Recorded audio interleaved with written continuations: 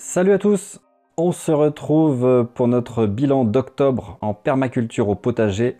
Ce que vous avez sous les yeux, ce sont les plants de tomates en début de mois.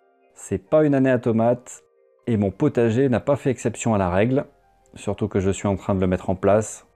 Le sol n'est pas vraiment super fertile, hein, mais bon, faut bien commencer un jour.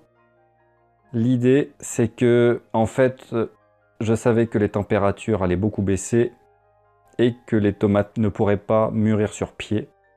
C'est bien dommage, parce qu'il y en avait quand même quelques-unes. Donc ce que j'ai essayé de faire, c'est de les ramasser et d'arracher les pieds pour les futures cultures, avec l'idée de les faire mûrir en les ayant cueillies bien vertes. J'ai mis du papier journal, j'ai mis des pommes qui sont censées aider au mûrissement des tomates.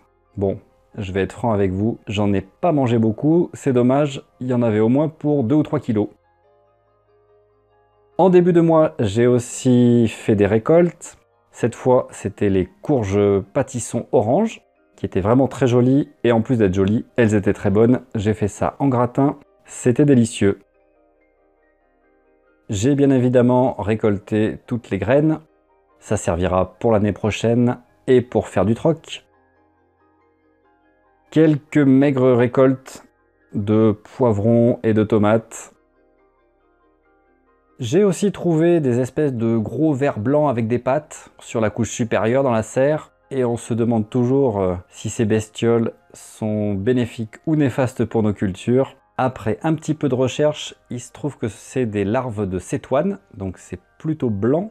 Donc c'est bénéfique, ça vit dans la matière organique, hein, les feuilles mortes, le bois mort, le compost. Alors qu'au contraire, des larves de hanneton, c'est pas terrible, ça va manger vos récoltes. Octobre, c'est le bon moment pour planter de l'ail. Donc je suis allé acheter des gousses bio. Je me suis taillé un petit bout de bois à 15 cm, c'est à peu près l'espacement voulu entre les plants. Et ensuite, c'était parti, on prend les petites gousses, on enfonce dans un sol qui commence à être un peu meuble, donc ça c'est bien. On les enfonce pas trop, voilà, juste recouvert.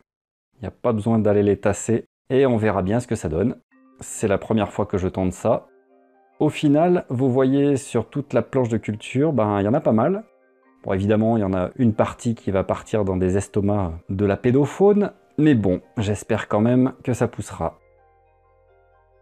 Une fois les tomates arrachées, j'ai continué à planter des fabacées pour amener de l'azote. Dans ce cas-là, c'était encore des fèves.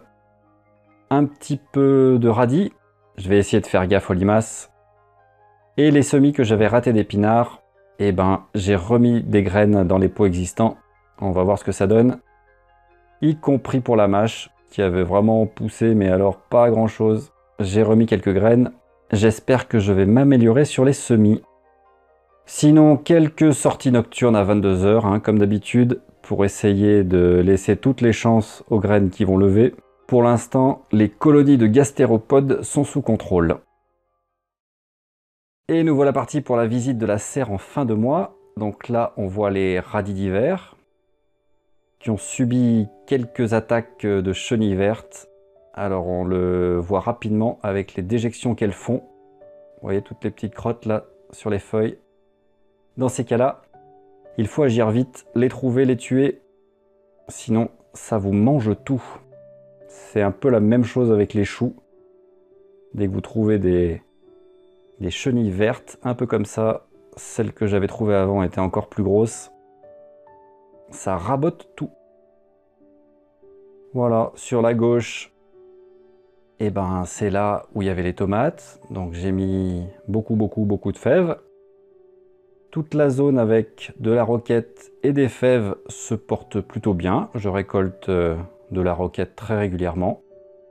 Les fèves, j'ai jamais fait, donc je ne saurais trop dire si elles sont en forme ou pas.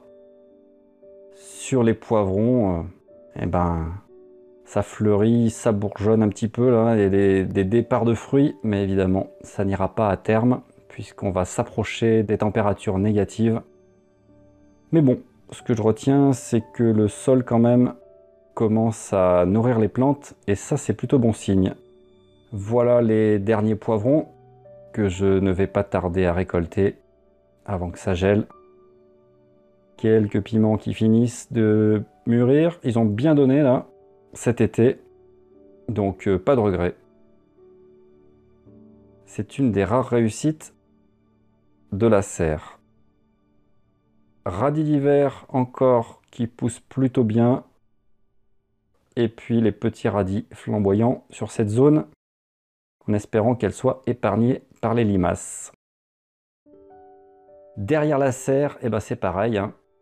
J'ai enlevé les courges pâtissons, les tomates. J'ai fait du ménage. On voit qu'il reste quelques courges. Les tomates cerises qui avaient énormément produit. Eh ben c'est la fin, il fait trop froid. Les physalis, j'ai quasiment rien récolté. J'ai commencé à mettre du BRF, hein, donc j'ai taillé les haies. Et puis avec un petit appareil électrique, j'ai essayé de broyer tout ça pour rajouter du carbone dans le sol. Sur la zone de l'ail, bon bah pas de grosses nouveautés. J'ai toujours du mal avec les choux. Évidemment, framboise c'est la fin.